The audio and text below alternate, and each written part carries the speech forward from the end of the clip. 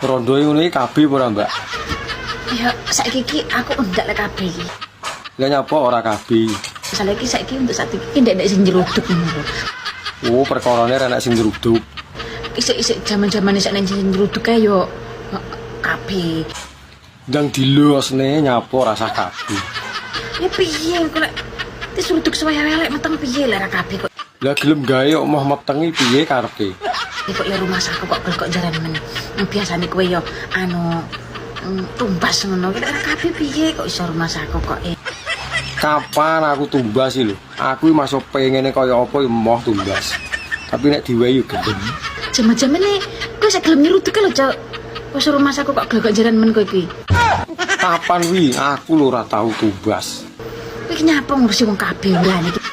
Pengen ngeroh. Kok ben ngono lho. Kok sak rumah saku wae sing gawe kok iso. Ya sapa ngerti aku dikon gawe. Ini parahnya.